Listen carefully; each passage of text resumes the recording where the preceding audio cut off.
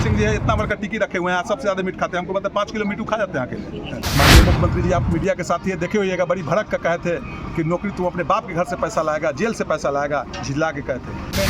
हमेशा घोषणा करती है। उन्होंने घोषणा किया कि हमारी सरकार में प्रत्येक वर्ष 2 करोड़ लोगों को रोजगार देंगे, दिया क्या? उन्होंने घोषणा किया कि प्रत्येक लोगों के खाता में 15-15 लाख रुपया गया क्या? तो एनडीए के लोग हमेशा जुमलेबाजी करते हैं। मुख्यमंत्री जी जितना प्रगति यात्रा कर रहे हैं, उनका कोई प्रगति यात्रा नहीं। माननीय मुख्यमंत्री जी इतना अराजकता और इतना अफसरशाही बिहार में कर दिए हैं कि उनकी बात भी, जो यहाँ के लाडले पदाधिकारी उनके हैं, उनकी बात को भी नहीं सुनी जाती है। 10 से 20 अधिकारी है जिनकी पैसा खरबों नहीं, वो उसकी पैसा अगर निकाली जाए, जांच कराई जाए, तो हमारा राज्य, बिहार राज्य सोना की चिड़िया बन सकता है। राजस्व विभाग के मंत्री भी कहते हैं कि हमारे विभाग में बेगर रिश्वत के काम नहीं होता है। सरकार कहेगा मेरे विभाग में रिश्वत के काम नहीं होता है। 10% लोग बचे हुए हैं, 90% लोग अधिकारी, और जो सत्ता विलीन लोग हैं, सत्ता में जो लोग लिप्त है, वैसे लोग दारू के सेवन करते हैं, और छोटे छोटे गरीब तबके के लोग हैं, उनको पकड़ कर जेल में भेज दिया जाता है। एक ही सब में खड़े हो गए महमूद आजाद, न कोई रहा बंदा, न कोई बंदा नवाज। मतलब अल्लाह के घर में, भगवान के घर में न कोई छोटा है न बड़ा है। सीतामढ़ी जिले के नानपुर प्रखंड क्षेत्र के ददरी गांव स्थित बाजपट्टी विधायक मुकेश यादव के आवास पर दही चूड़ा भोज का आयोजन किया गया। इस मौके पर बाजपट्टी विधानसभा क्षेत्र सहित जिले के अलग अलग विधानसभा क्षेत्रों के सभी दलों के नेता, कार्यकर्ता व बुद्धिजीवी मौजूद रहे। विधायक मुकेश यादव ने कहा, ऐसे तो हर साल मकर संक्रांति के मौके पर हमारे यहाँ भोज का आयोजन किया जाता है, लेकिन इस बार तेजस्वी यादव के आह्वान पर सभी विधायक और पूर्व विधायक विशेष रूप से तैयारी किए हैं। श्री यादव ने इस बीच एनडीए पर जमकर निशाना साधा। उन्होंने कहा, एनडीए लोगों को बांटने की राजनीति करती है और महागठबंधन सभी को साथ लेकर चलने की राजनीति करती है। उन्होंने कहा कि 2025 में हमारी सरकार बनने जा रही है, और हमारी सरकार बनेगी तो हमारे नेता तेजस्वी यादव ने जो वादा किया है, माई बहन मान योजना के तहत 1 महीने के अंदर सभी महिलाओं के खाते में 2500 भेजे जाएंगे और 200 यूनिट बिजली फ्री, साथ ही पेंशन 1500 और गैस 500 रुपये में दिए जाएंगे। ये मोदी जी का जुमला नहीं, राष्ट्रीय जनता दलवादी तेजस्वी जी का मजबूत इरादे का वादा है। देखिए, यह कहने के प्रेम स्नेह हर वर्ष की भांति इस वर्ष भी मकर संक्रांति के शुभ अवसर पर बाजपट्टी विधानसभा सहित संपूर्ण जिलावासी, राज्यवासी को मकर संक्रांति की हार्दिक शुभकामना, और ईश्वर से भी कामना करते हैं हमारा विधानसभा क्षेत्र, हमारा राज्य, हमारा जिला, हमारा देश तरक्की के कगार पर जाए, लोग आगे बढ़े, समृद्ध हो, खुशहाल हो।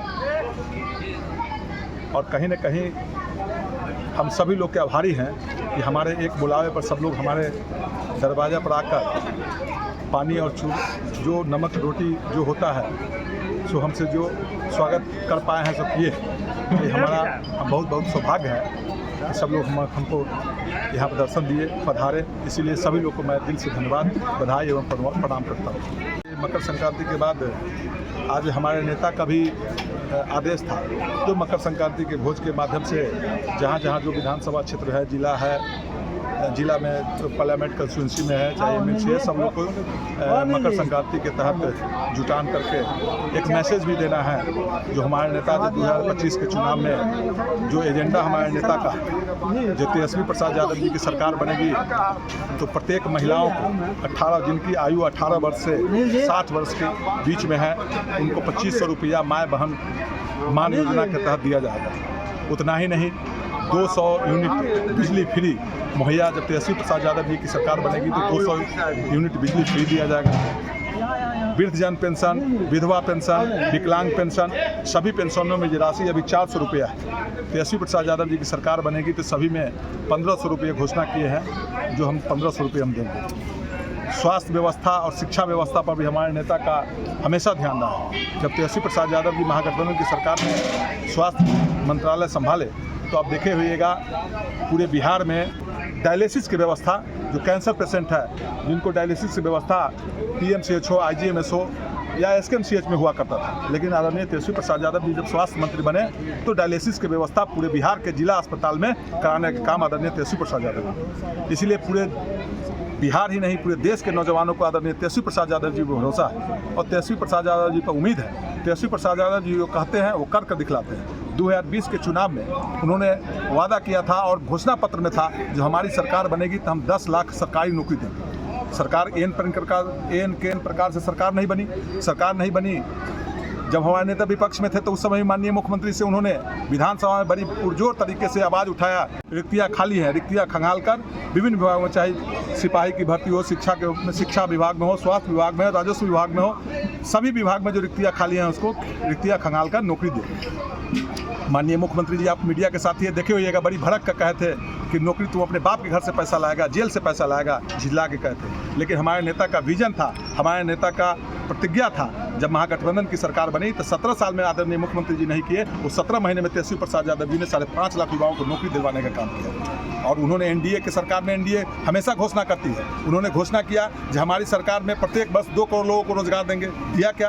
उन्होंने घोषणा किया कि प्रत्येक लोगों के खाता में 15-15 लाख रुपया गया क्या? तो एनडीए के लोग हमेशा जुमलेबाजी करते हैं। मंत्री नीतीश कुमार की जो प्रगति यात्रा है उस पर क्या कहना चाहेंगे आप? मुख्यमंत्री जी जितना प्रगति यात्रा कर, उनका कोई प्रगति यात्रा नहीं। प्रगति यात्रा के मतलब होता है जो जहाँ की जनताओं से जहाँ जा रहे हैं, बिहार के मुख्यमंत्री हैं, किसी नेताओं विधायक एमपी से तो मुलाकातें नहीं होती हैं उनकी, तो आम जनता से क्या मुलाकात होगी? जब जनता का हम दुख नहीं सुनेंगे, इनका क्या कठिनाई है, तो हम निर्णय क्या लेंगे, योजना क्या बनाएंगे? तो कभी मुख्यमंत्री जी पूरे कहीं भी जाते हैं, जिला में हो, कमिश्नरी में हो, पूरे फौज के, आम लोगों से जितना नहीं रहता, पुलिस के फौज घेराबंदी कर ले रहता, उसी के तहत वो अपना फोटो खिंचवाते हैं, चले जाते हैं, कोई सुनने वाला नहीं है। यहाँ तक कि पूरी अराजकता है। माननीय मुख्यमंत्री जी इतना अराजकता और इतना अफसरशाही बिहार में कर दिए हैं कि उनकी बात भी, जो यहाँ के लाडले पदाधिकारी उनके हैं, उनकी बात को भी नहीं सुनी जाती है। क्योंकि उन्होंने विधानसभा में, जब माननीय मुख्यमंत्री जी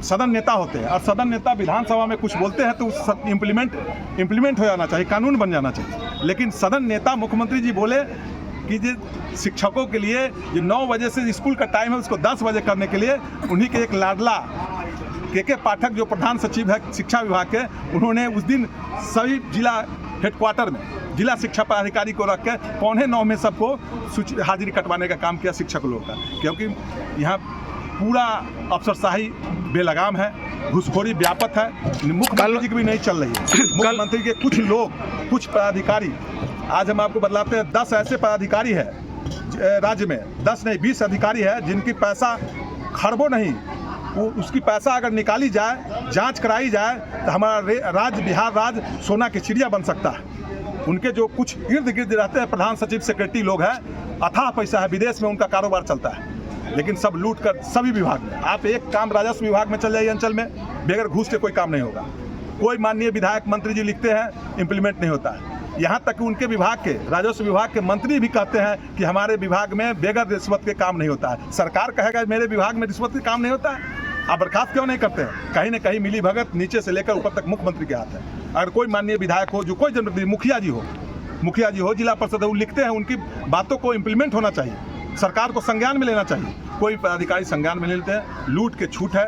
एक भी बिजली विभाग में लाइन काट दिया जाता है, बगैर पैसा के नहीं जोड़ दिया जाता है, सब लोग परेशान हैं। बगैर पैसा के दाखिल खाई उनका जमाबंदी नहीं होता है। सर्वे का काम चला रहा है, लाखों करोड़ों रुपया लोगों से वसूली की जा रही है, पदाधिकारी के दूर पर कोई कार्रवाई नहीं किया जा रहा है। पुलिस में आपका मोबाइल है, अभी मोबाइल लिए हुए हैं, आपका अपना आधार कार्ड हो जाएगा, आपका लाइसेंस खो जाएगा, बगैर पैसा के सनहा भी नहीं दर्ज करता है दरोगा। और जो पी कर दारोगा जी लोग हैं बिहार में, मुख्यमंत्री जी कहते हैं दारू बंदी है, जितने अधिकारी हैं उनके सामने चल जाइए पत्रकार जी, सब लोग दारू, 10% लोग बचे हुए हैं, 90% लोग अधिकारी, और जो सत्ता विलीन लोग हैं, सत्ता में जो लोग लिप्त है, वैसे लोग दारू के सेवन करते हैं, और छोटे छोटे गरीब तबके के लोग हैं उनको पकड़ कर जेल में भेज दिया जाता है। हमेशा नीतीश कुमार जी और भारतीय जनता पार्टी की गोद में जाने के बाद उनका, हमारा देश लोकतंत्र, हमारा देश सभी जाति सभी धर्म के रहने के लिए लोग, और राजनीति होनी चाहिए, विकास के मुद्दा होना चाहिए। धर्म है, मस्जिद है, उसमें नमाज ज़्यादा कीजिए, मंदिर है उसमें इबादत पूजा कीजिए, वो जगह अलग अलग है, लेकिन विकास चुनाव का एजेंडा होना चाहिए, चुनाव विकास के एजेंडा पर होना चाहिए। हमारे समाज के लोग हमारे अपने लोगों को भी बरगाने का काम करते हैं, हम सभी लोग से आग्रह करते हैं, वैसे जो लोग हैं उनसे बचने की जरूरत है। आप जब कहते हैं कटोगे तो मरोगे, मंदिर में पुजारी क्या है? पुजारी है जो गरीब जिनके बस शरीर पर बस नहीं रहेगा उसको मंदिर में पुजारी नहीं बनने देगा। तो कैसे कहता है कटे को मंदिर से? एक पत्तल पर खाएंगे, एक बिछावन पर हम लोग सोएंगे? नहीं करेंगे। आप कहते हैं आपके एक ही सफ में खड़े हो गए महमूद आज़ाद, न कोई रहा बंदा न कोई बंदा नवाज। मतलब अल्लाह के घर में, भगवान के घर में न कोई छोटा है न बड़ा है। लेकिन हम लोग मंदिर में विधायक बन गए हैं तो वहाँ पर स्पेशल पास हो जाएगा जो विधायक जी के जाने के लिए पास है। भगवान के घर में पास की क्या जरूरी है? भगवान के घर में सब लोग बड़ा छोटा सब एक समान है। अल्लाह के घर में सब एक है। हम एक बार गए थे अपने मस्जिद में गए थे, हमारे यहाँ अनवार साहब पहले पूर्व सांसद हुआ करते, मरहूम हो गए, वो गए थे तब नमाज अदा हो गया था। नमाज अदा हो गया था तो कहे कि हम कहे चचा MP थे आगे बढ़ने के लिए, कहने बेटा अल्लाह के घर में हम पीछे से आए हैं और पीछे नमाज पढ़े, और कोई लोग नहीं कहा उनको आगे बढ़ने के लिए।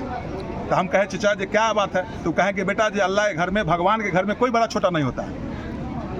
तो इसलिए भगवान के घर में कोई बड़ा छोटा नहीं होता है। ऊपर वाला ईश्वर सबको सम्मान देना चाहिए, ईश्वर में आस्था रहनी चाहिए। अब भारतीय जनता पार्टी के लोग सिर्फ भारतीय जनता पार्टी के लोग कहते हैं कि जो भगवान के नाम लेते हैं, सबसे ज़्यादा मीट मछली वही खाते हैं। बड़का बड़का टिक्की रहते हैं, 3-3 किलो मीट खाते हैं। गिरिराज सिंह जी है इतना बड़का टिक्की रखे हुए हैं, सबसे ज़्यादा मीट खाते हैं। हमको पता 5 किलो मीट खा जाते हैं अकेले। तो ये क्या धर्म की बात करते हैं? धर्म की बात शाकाहारी पहले बनिए ना, तब दूसरे पर प्रवचन दीजिएगा मंदिर पर।